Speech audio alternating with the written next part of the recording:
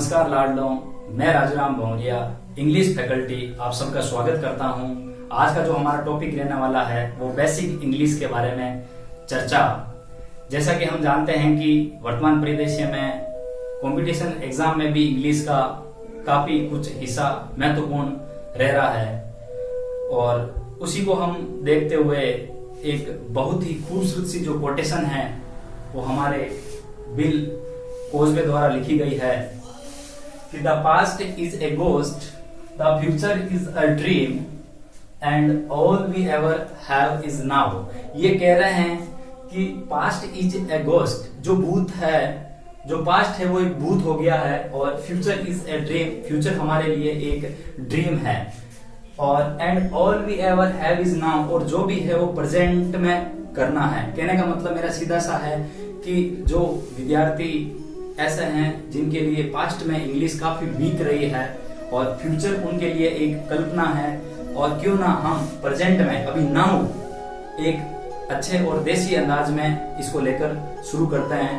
और खासकर उन ग्रामीण विद्यार्थियों के लिए ये जो हमारे क्लासें रहने वाली हैं वो खासकर जो इंग्लिश को लेकर उनके मन में एक डर बना हुआ है और उस डर के कारण इंग्लिश विषय को अच्छे से कवर नहीं कर पाते हैं और कॉम्पिटिटिव एग्जाम में भी अच्छे से वो अपना स्कोर नहीं लेकर आते हैं। तो हम उन्हीं को ध्यान में रखते हुए और भी जो हमारे साथ इस टॉपिक को लेकर, इंग्लिश को लेकर जो भी जो विद्यार्थी हैं उनमें जो एक डर सा बैठा है उस डर को हम दूर करेंगे, उस डर को हम जीत में तब्दील करेंगे। कहने का मतलब मेरा है कि अब डर के आगे जीत है। तो आइए मित्रों हम शुरू करते हैं। सबसे पहले हम बात करते हैं कि इंग्लिश इज ए लैंग्वेज, अंग्रेजी एक भाषा है। इंग्लिश इज ए लैंग्वेज, मेरा कहने का मतलब यह है कि ये जो लैंग्वेज है ये लैंग्वेज पूरे 26 लेटर के ऊपर, पूरे 26 लेटर्स, या मैं कहूं कि 26 अल्फा बेट पर आधारित है।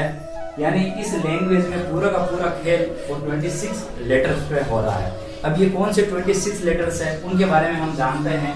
ये जो 26 लेटर है वो ए से लेकर जेड तक हैं। उनमें से आइए इनके बारे में हम विस्तार से देखते हैं। A, B, C, D, E, F, G, H, I, J, K, L, M, M, O, P, Q, R, S, T, U, V, W, X, Y और जेड। हमारे सामने टोटल ये ए से लेकर जेड तक 26 लेटर है।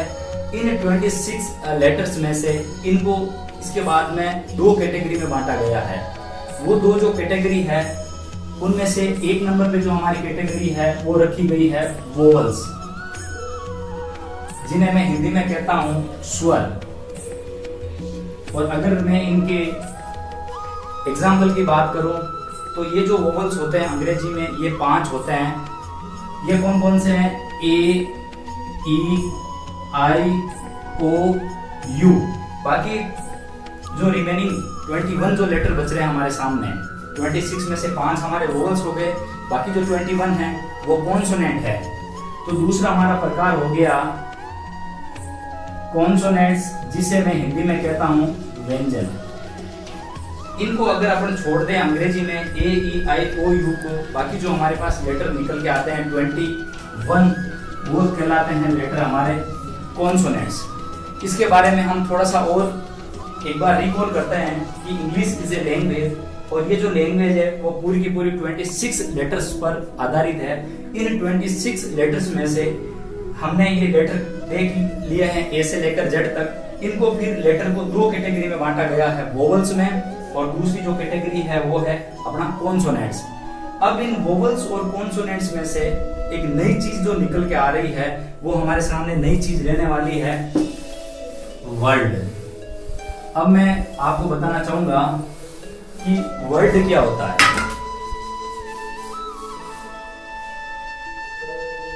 वर्ड, जिसका अर्थ होता है शब्द। अब ये जो वर्ड हैं, अब वर्ड का निर्माण कैसे होता है, तो मैं कहूंगा कि अ ग्रुप ऑफ लेटर्स, यानी एक ऐसा वर्णों का समूह। वर्णों का समूह कैसे, जैसे मैंने आपके सामने लिखा है AXE। एक्स का अर्थ होता है सब कुल्हाड़ी। और अगर तो मैंने देखा कि ये जो वर्ड का निर्माण जो हुआ है वो हुआ है AXE, एक्स से। तो इसमें जो ए है मेरा, ए है अपना एक वोवल है, और एक्स जो है हमारा वो कॉन्सोनेंट है, और ई है हमारा, ये भी हमारा वोवल है। हम देखते हैं कि वोवल कॉन्सोनेंट वोवल से मिलके एक पूरा जो निर्माण हुआ है लेटर का, वो कहलाता है वर्ड। उसका अर्थ होता है कुल्हाड़ी। तो ए ग्रुप ऑफ लेटर्स यानी शब्दों का एक ऐसा समूह, दे सम सेंस, जो कुछ अर्थ दे। अब एक ये अर्थ दे रहे हैं, अगर मैं इसी वर्ड को लिख देता हूं EAX, तो EAX का अंग्रेजी में कोई अर्थ नहीं होता है, तो ये अभी वर्ड नहीं है हमारा। अगर मैं एक एग्जांपल और लूं तो मैं देख रहा हूं कि EGG, एग का अर्थ होता है अंडा। जहां मैं देख रहा हूं कि ई मेरा वोवल है, जी मेरा कॉन्सोनेंट है, और ये भी मेरा कॉन्सोनेंट है। तो वोवल, कॉन्सोनेंट और कॉन्सोनेंट से मिलके बना है वर्ड, जो एक कहीं ना कहीं अपना एक विशेष अर्थ रखता है, जिसका अर्थ होता है अंडा। अगर मैं इसको GG और E लिखूं तो इसका कोई अर्थ नहीं होता, इसका मतलब ये एक वर्ड नहीं है।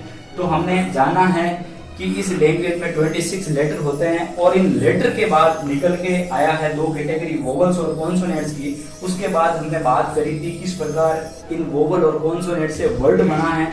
वर्ड के बाद हम मित्रों बात करने जा रहे हैं आगे फ्रेज की, क्योंकि अंग्रेजी को हम एक पूरे के पूरे स्ट्रक्चर से जब पढ़ेंगे तब जाके हमें पता चलेगा कि भाई सेंटेंस का निर्माण कैसे होता है, फ्रेज क्या है, प्रीडिकेट क्या है, वर्ड क्या है, सेंटेंस क्या है। उसको एक हम सिस्टमेटिक ढंग से लेके आगे बढ़ने वाले हैं। इसके बाद मैं चर्चा कर रहा हूं वर्ड के बाद फ्रेज की, PHRASE। फ्रेज का हिंदी अर्थ होता है वाक्यांश।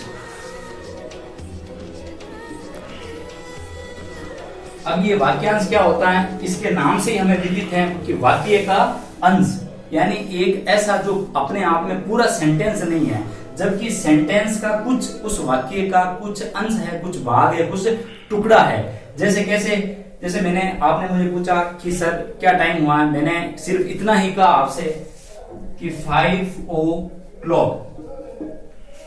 कहने का मतलब है कि 5 बजे हैं। आपने मुझे पूछा 5 क्या सर टाइम हुआ, तो मैंने कहा 5 o'clock। मैंने आपके सामने पूरा सेंटेंस नहीं बोला, इट इज 5 o'clock। मैंने केवल इतने पे ही खत्म कर दिया कि 5 o'clock। आपने मुझे पूछा कि सर अब आप घूमने कब जाते हो, तो मैंने कहा भाई इन the morning, in the morning.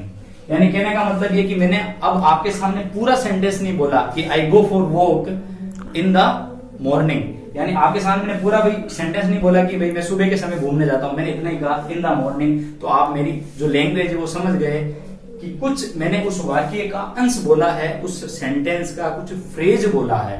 तो इन उदाहरण के माध्यम से हम डेफिनेशन, परिभाषा निकाल लेते हैं कि फ्रेज क्या है। तो अ ग्रुप ऑफ वर्ड्स, यानी एक शब्दों का एक ऐसा समूह, दे सम सेंस, जो अपना कुछ अर्थ दे।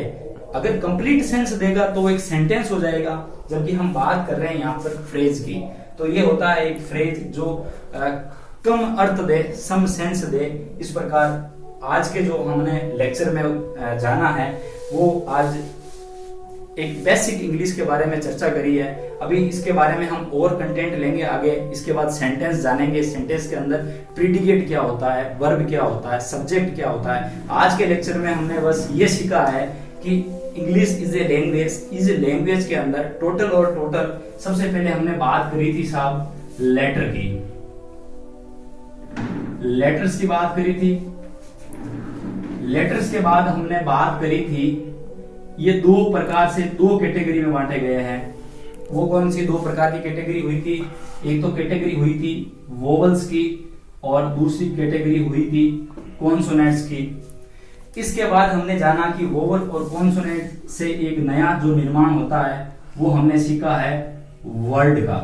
कि इनसे शब्द कैसे बनते हैं, और वर्ड के बाद हमने जाना कि इनमें से एक नया जो बना है फ्रेज, हमने फ्रेज को समझा है।